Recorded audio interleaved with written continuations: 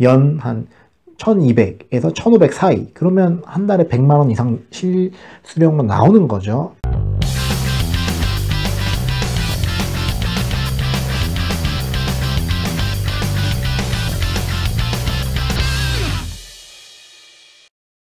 여러분 안녕, 쌍자본 오박사입니다. 자, 오늘은 약간 저의 스토리를 얘기해볼까 합니다. 여러분들이 관심 있어 하실 수도 있고 아니실 수도 있지만 아마 관심이 있으실 거예요. 자, 뭐냐, 내가 대기업을 나올 수 있었던 이유?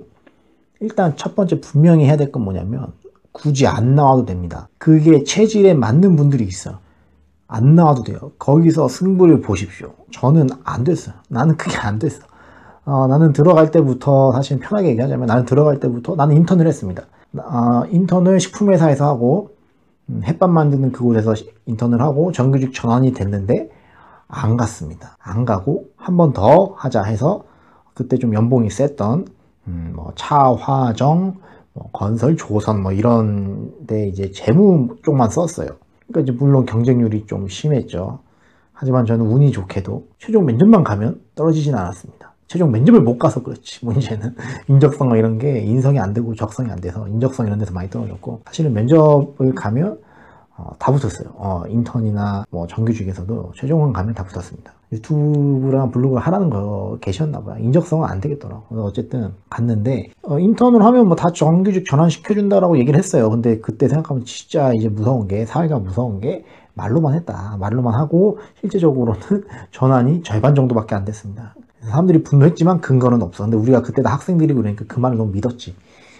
인사팀에. 뭐 나중에 다 같은 층에서 일하고 뭐 이랬지만, 뭐 지금 생각하면 그분도 직장인이고 이랬으니까 그 정도로 얘기할 수밖에 없었구나 했지만 좀 아쉬움은 있죠. 어쨌든 다 지나간 과거고, 그렇게 해서 정규직 전환이 겨우 돼서 추가 합격으로 겨우 돼서 들어갔는데, 일단은 그 치열한 뭐 경쟁도 있지만 그 알 수 없는 그 묘한 그런 눈에 안 보이는 그런 파워 게임, 그것도 좀 볼만했고, 그것도 이제 경험해 보시는 거 좋아요. 그래서 저도 애기들이 이제 뭐 꼭 직장생활 이런 거는 해보도록 권유를 할 겁니다. 하지만 차이가 있죠. 저도 입사하고 나서 한 2년 정도 딱 지났을 때 어떤 동기 형은 본인이 막 고민해서 해서 나가야겠다라고 딱 얘기했는데, 그 형은 엄청 야 어떻게 들어간 건데 너 학교를 어떻게 나오고 뭐 언제 어떻게 뭘 또 다시 준비할래 해서 부모님이 반대. 근데 그 형의 친구는 실제로 똑같은 고민, 똑같은 섹터에서 똑같은 고민해서 어떡하지 해서 어머니한테 말씀드렸대요. 그때 어머니가 아버지를 딱 불러오시더니 어떻게 했냐, 잘 생각했다. 이제 너가 그걸 깨달았구나. 그러면 너가 하고 싶은 걸 해봐라. 이게 된다고. 이게 뭐냐, 이게 오락실 게임으로 치면 그분은 뒤에 100원짜리가 이만큼 있는 거야. 계속 실패해도 계속 코인을 넣어줘요. 그때 깨달았지.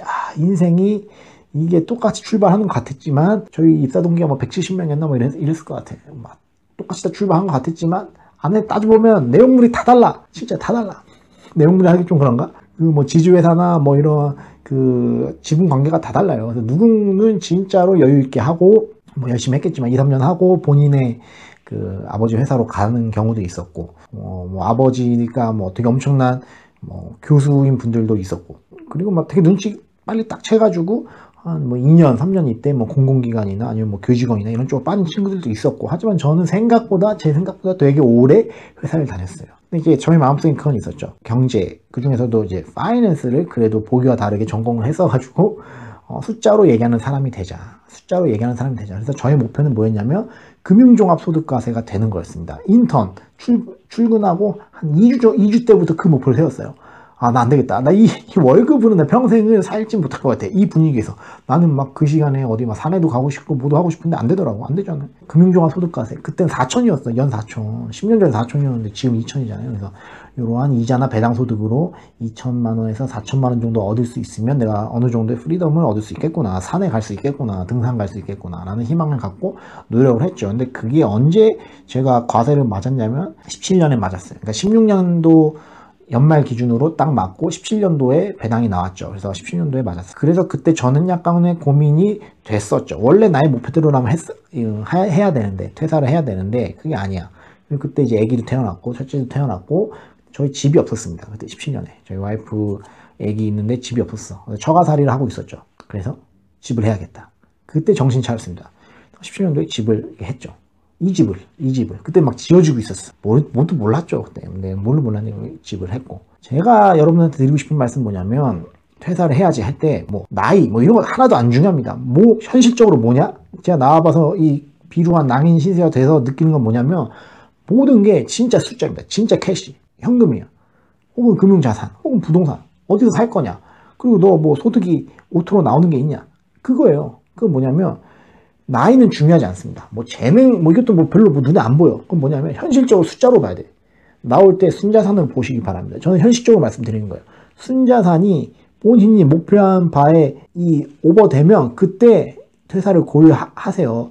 그게 아니라 뭐 해둔 거 하나도 없는데 그냥 뭐 나는 40살 이전에 퇴사할 거야. 그 39살 12월에 아무것도 없으면 어떡하려고. 숫자로 생각하는 그 마인드를 기르시면 괜찮은 것 같아요. 저도 나온 지 벌써 얼마야. 나온 지 시간 좀 흘렀는데 그래도 제가 숫자 베이스로 그나마 계산을 하고 나왔기 때문에 괜찮았습니다. 그리고 주종을 정하시기 바랍니다. 주종, 술의 종류가 아니라 여러분이 그 무기를 정하세요. 주식, 부동산, 사업 중에 정하시기 바랍니다. 그래서 저는 부동산이 뭐 무기는 아니었지만 사실은 부동산 평가액이 사실은 좀 좋았고 주식은 저가 메인으로 했지만 사실은 주식에서 그 파생된 것들 어떻게 보면 나의 사업이야. 이것도 보니까 나의 블로그 혹은 나의 유튜브 그리고 나의 강의에 오시는 분들 그래서 그분들이 모르시는 거 하지만 난 경험한 거 그걸 말씀드리는 거죠. 그거 뭐 서비스라고.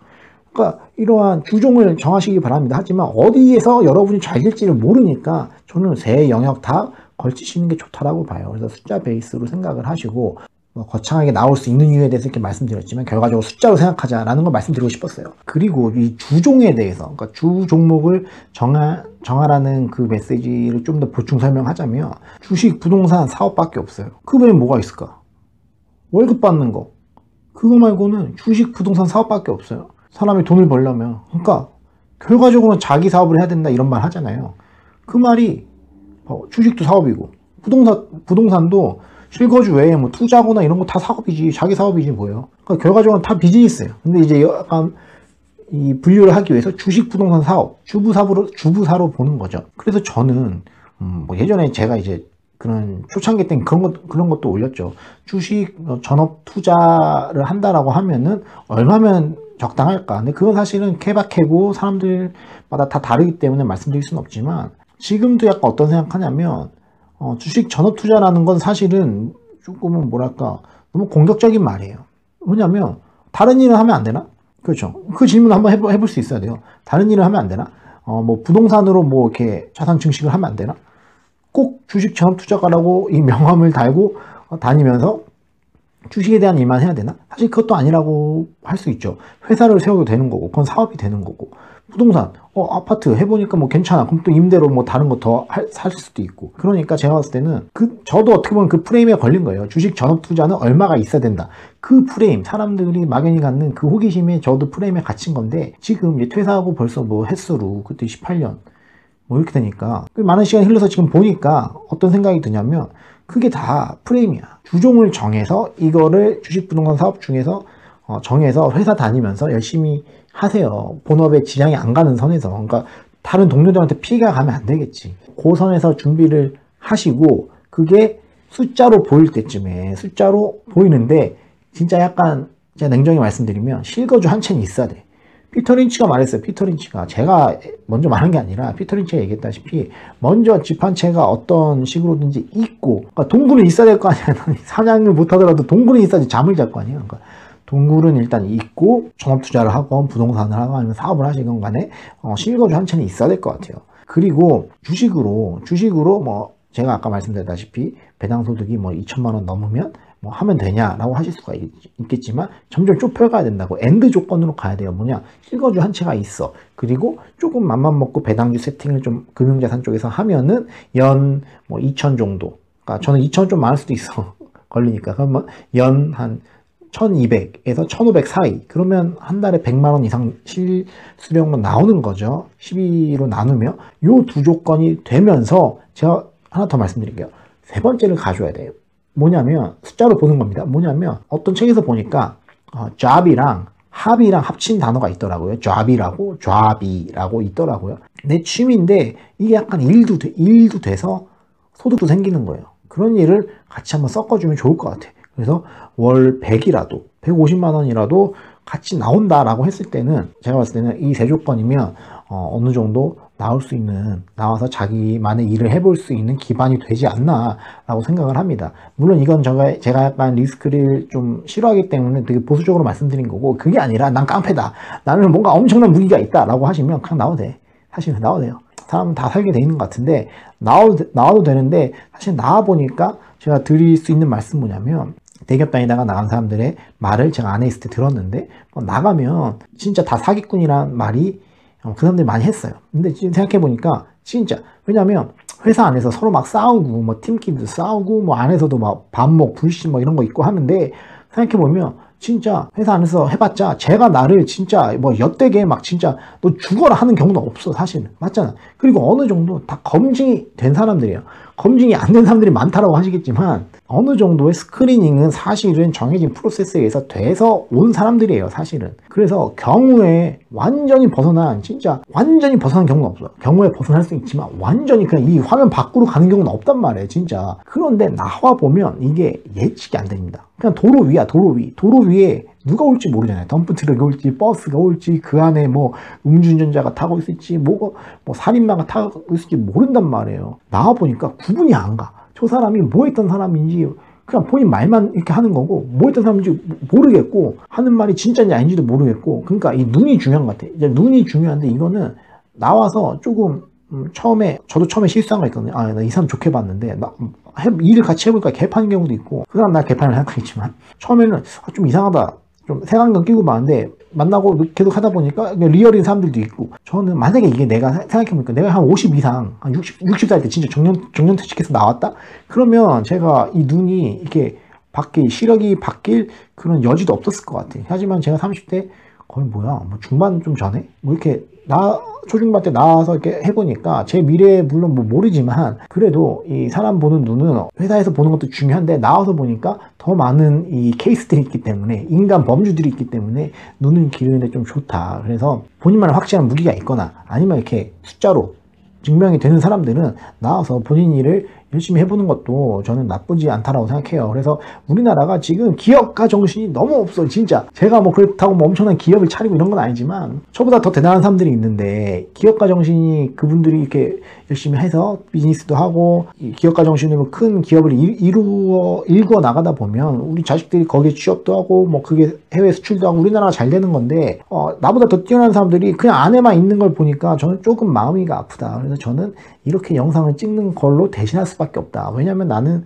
능력치가 이 정도이기 때문에, 저는 뭐 직원 수백 명을 채용해서 막 거기서 연설하고 막 그런, 저는 운은 아닌 것 같고요. 저는 한 요 정도 선에서 가려고 합니다. 요 정도 선에서 가려고 하는데, 기업가 정신 중요하죠. 다음에 또 이러한 주제로 또 말씀을 또 드릴게요, 여러분. 또 뵙겠습니다. 안녕. 자,